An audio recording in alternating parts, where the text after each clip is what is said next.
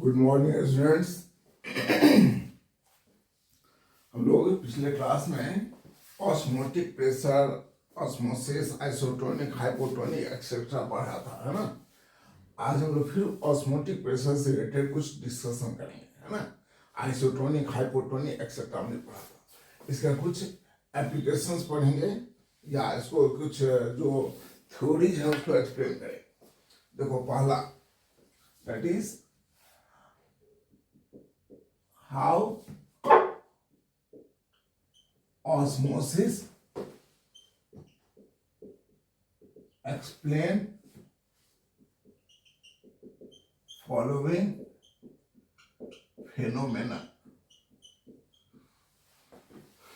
पहला ये देखिए, ये आम का अचार जो बनाते हैं तो कच्चा आम है ना, ये कच्चा आम है, राइट।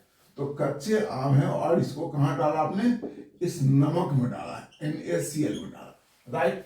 ओके, अब देखो यहाँ बाहर में NaCl सॉल्यूशन है तो क्या होगा, ये इसका कॉन्सेंट्रेशन हाई हो गया। कॉन्सेंट्रेशन हाई होने से क्या होगा, इसका वेपर प्रेशर लो हो जाएगा और इसके अंदर क्या है, पानी है, वाटर है, राइट। तो रिजल्ट क्या होगा, यहाँ वेपर प्रेशर ज्यादा है तो पानी यहाँ से निकल जाएगा, निकलेगा तो क्या होगा, सिंक कर जाएगा, यानी अचार आपका सिकुड़ जाता है, राइट। तो कैसे क्या बताएंगे, यहाँ पानी ज्यादा है यानी कि क्या होगा, ये हाइपोटोनिक, हाइपोटोनिक, और यहाँ नमक ज्यादा है इसलिए क्या होगा, ये हाइपरटोनिक, राइट। तो पानी यहाँ से यहाँ मूव करता है, कहाँ से, कच्चे अचार से, कच्चे आम से बाहर की ओर, and that's why your that is कह सकते हैं अनरैप्ड मैंगो और कच्चा मैंगो क्या होता है, वो सिंक कर जाता है और आपका अचार बनता है, सिद्ध हो जाता है। तो क्या लिखेंगे, लिखेंगे that is when unripe mangoes are placed in NaCl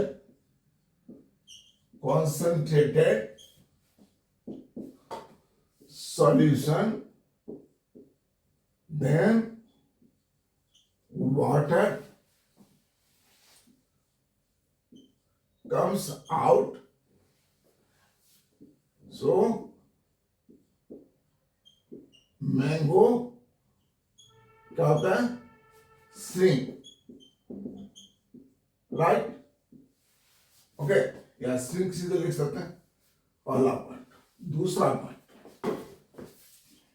ये देखिए कि आप लोग सुना होगा कि वो क्या करते हैं उसको, क्या बोलते हैं उसको, जो मीट होते हैं या जो भोजन होते हैं तो उनको ज्यादा दिन चले या ज्यादा टाइम तक चले उसके लिए क्या करते हैं, तो मीट पर सॉल्ट डाल देते हैं। तो how meat are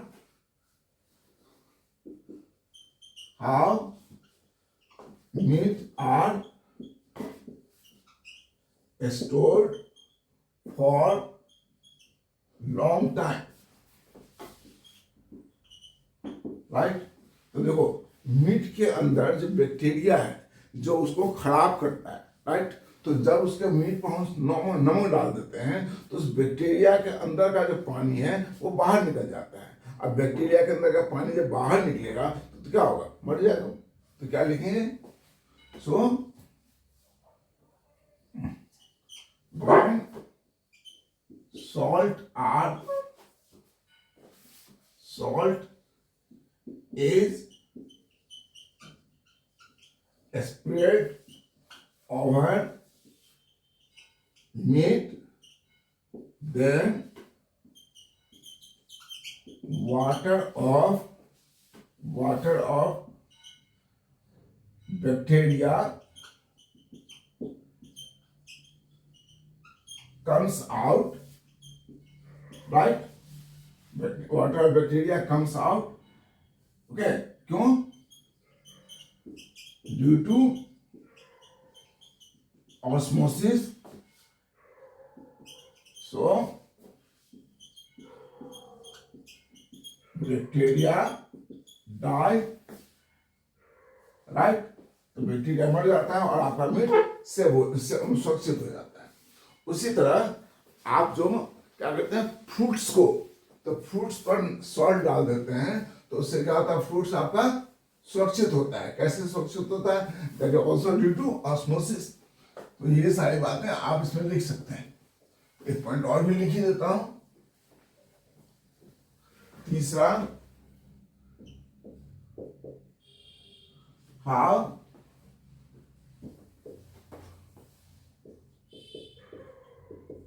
fruits are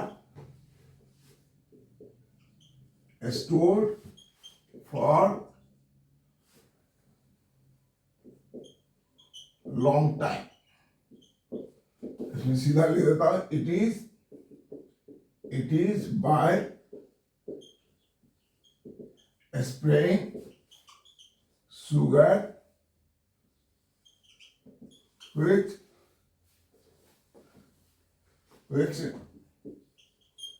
keep it for long time due to osmosis। Okay?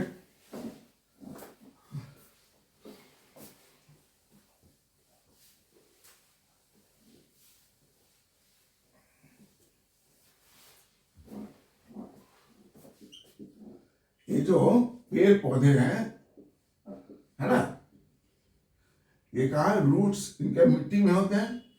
Okay, तो आप यहाँ पर क्या डालते हैं, यहाँ पानी जब डालते हैं आपको, तो यहाँ बाहर में क्या है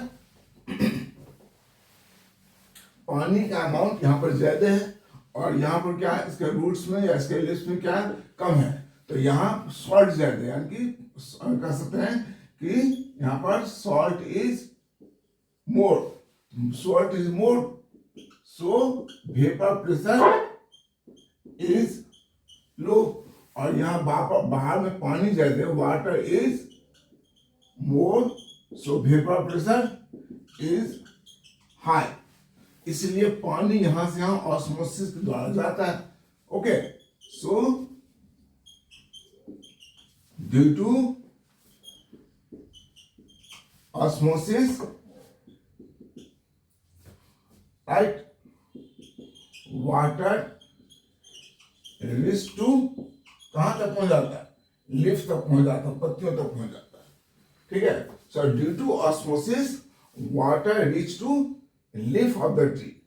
Okay, because here water is more, so vapor pressure is high। vapor pressure high मतलब हाइपोटोनिक, और इधर क्या होगा, हाइपोटोनिक, इसलिए पानी इधर से उधर जा रहा है। तो रूट्स के अंदर क्या होगा, ये स्टेम के अंदर, इनसाइड द स्टेम, राइट, क्या होगा, inside the stem hypertonic, and यहां पर क्या हो गया, आउटसाइड क्या हो गया, that is equal to hypotonic, right. इसलिए क्या हो गया कि आपका पानी यहां से यहां पहुंचता है, रूट पत्ती तो जाता है और आपका पेड़ पौधा सुरक्षित होता है। तो ये हो गया। अब आइए कि हम लोग ऑस्मोटिक प्रेशर को यूज करके मॉलिक्यूलर सॉरी नहीं पढ़ेंगे कि ऑस्मोटिक प्रेशर ये क्वालिटेटिव प्रॉपर्टी कैसे है और फिर उससे मॉलिक्यूलर मास कैसे निकाल सकते।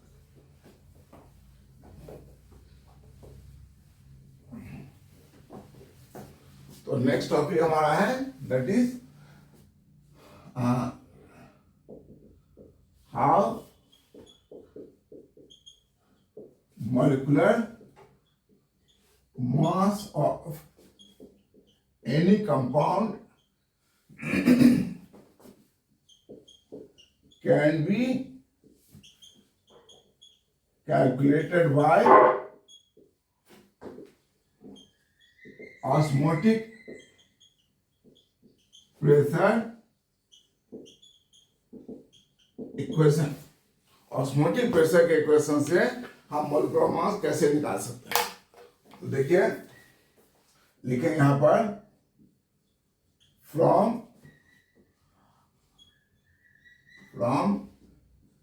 इक्वेशन क्या था हमारा, from equation of osmotic pressure, क्या pi equal to c r t, pi equal to c r t, जहां पर सी क्या है, कॉन्सेंट्रेशन, तो कॉन्सेंट्रेशन का क्या लिखेंगे, number of moles divided by volume into R into T. अब ये n को और खोलेंगे तो क्या होगा, given weight by molecular weight into R T into V. कल हमने डिस्कस किया था इसको पिछले क्लास में। तो यहां पर अब देखिए कि हमारा ये हो गया pi, so pi is equal to डब्ल्यू b into r t divided by m b into v. अब क्या एम बी यहां ले सकते हैं, तो एम बी यहां ले लिया, तो यहां नीचे क्या हो गया, पाई आ गया।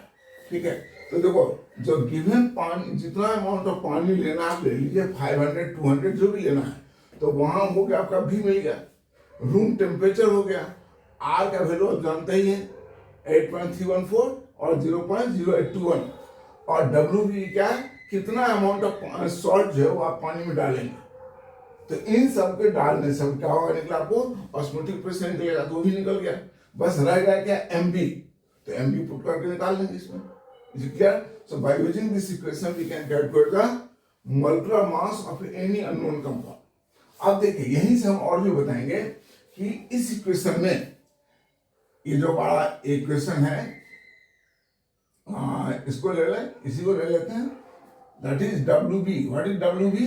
W B is the amount of solid added, कितना अमाउंट ऑफ सॉलिड डाला हमने। ठीक है, तो जो अमाउंट ऑफ सॉलिड मतलब हमारा ये हमने लिया है, उसको रहने दीजिए यहां पर, और देखो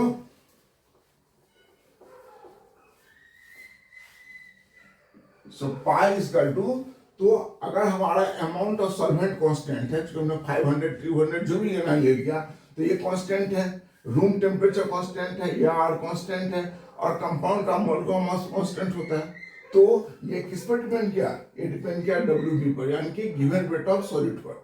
इसलिए W pi osmotic pressure also is a qualitative property.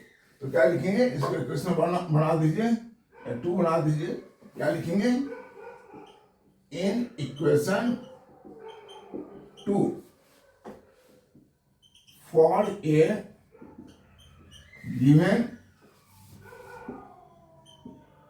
amount of solvent, that is V, right, MB, V, R and T are constant, so pi यानी कि osmotic pressure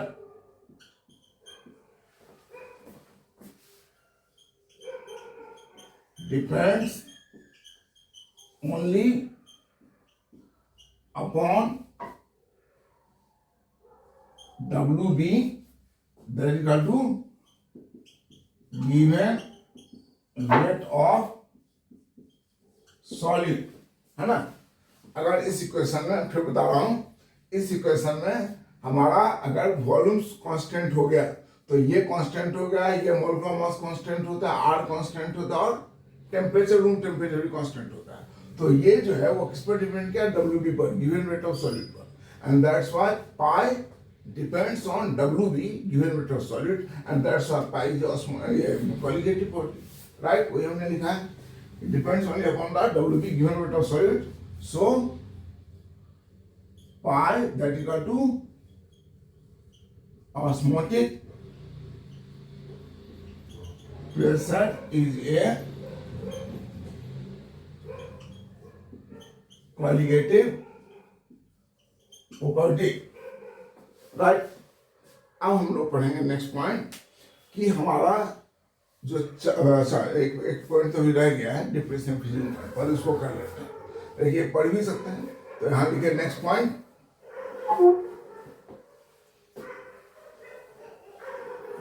क्योंकि ऑस्मोटिक प्रेशर हमारा चल रहा है, इसलिए हमें भी कर ही लेते हैं।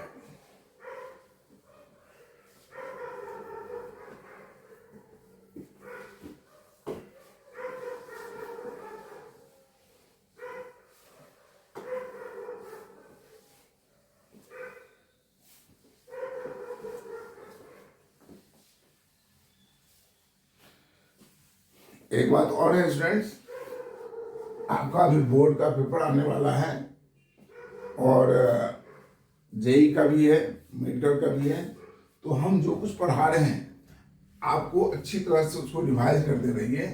कोई भी टॉपिक में, केमिस्ट्री में कोई भी टॉपिक जो आपको समझ में नहीं आ रहा है उसको आपको फिर से समझना है, या हमने अभी नहीं पढ़ा है आपको समझना है, तो आप कमेंट कीजिए and I will provide you time and will also inform that when I will discuss this topic.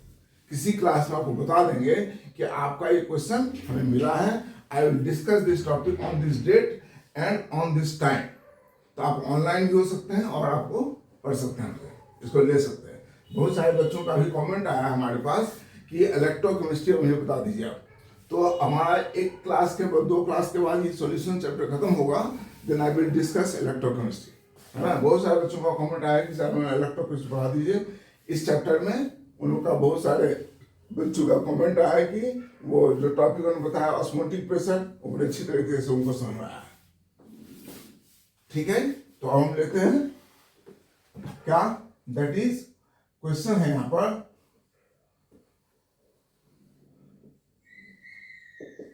which colligative property is best to calculate the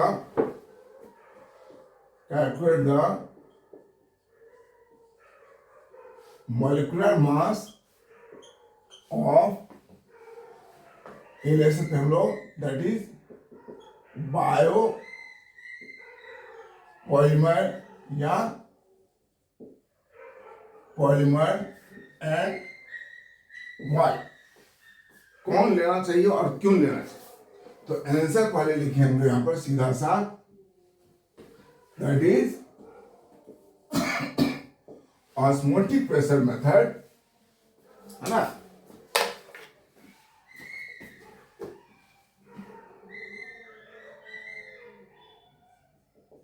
osmotic pressure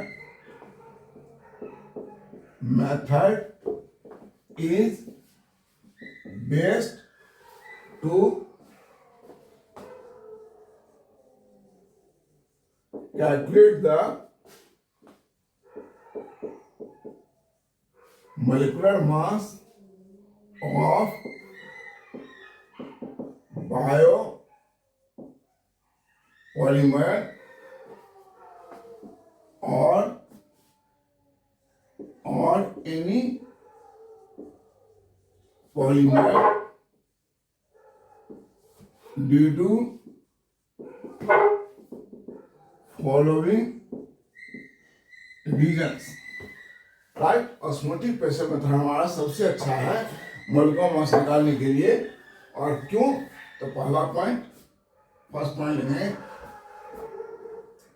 in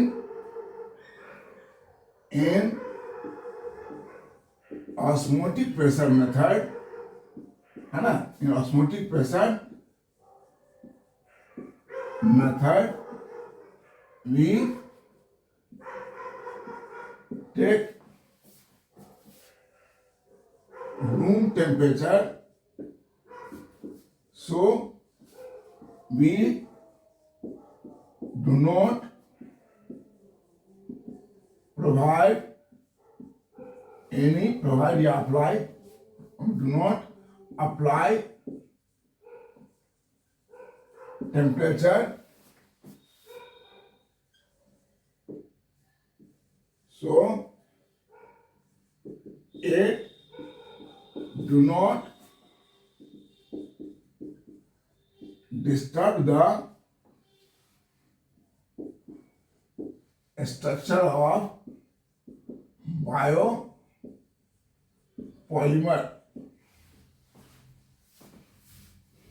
दूसरा पॉइंट लेंगे कि हम लोग ऑस्मोटिक प्रेशर मेथड में molarity लेते हैं, molality नहीं। तो मोलैरिटी निकालना बड़ा आसान होता है, क्योंकि हमें क्या लिया, एक गिलास पानी लिया, वॉल्यूम में लगे हमें, और उसमें सॉलिड डाला, और उससे जो ऑस्मोटिक प्रेशर में चेंज हुआ वो कैलकुलेट कर लिया। यानी कि हमें अलग से सॉलिड का मास, सॉल्वेंट का मास निकालना ही नहीं है, इसमें सीधे वॉल्यूम डाल दिया, तो that is easy to calculate. क्या लिखेंगे दूसरा point, in osmotic pressure method we use molarity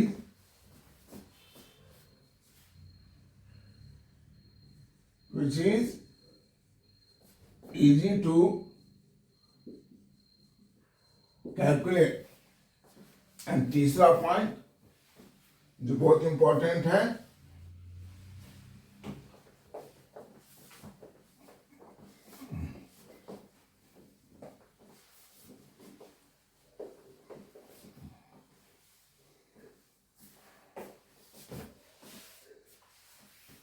तीसरा पॉइंट है मैग्नीट्यूड ऑफ पाई इज, पाई मतलब ऑस्मोटिक प्रेशर, मैग्नीट्यूड ऑफ पाई यानी कि value of osmotic pressure, value of osmotic pressure, value of osmotic pressure is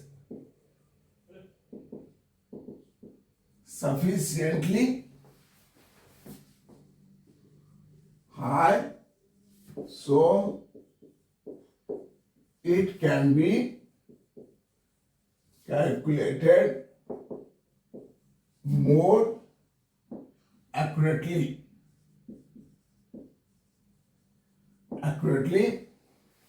compared to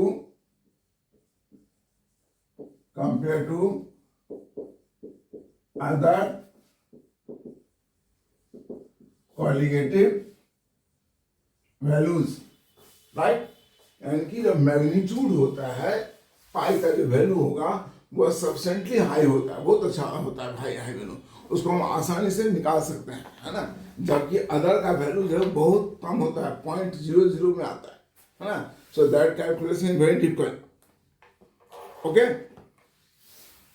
कोई doubt इसमें? Note कर लिया आपने?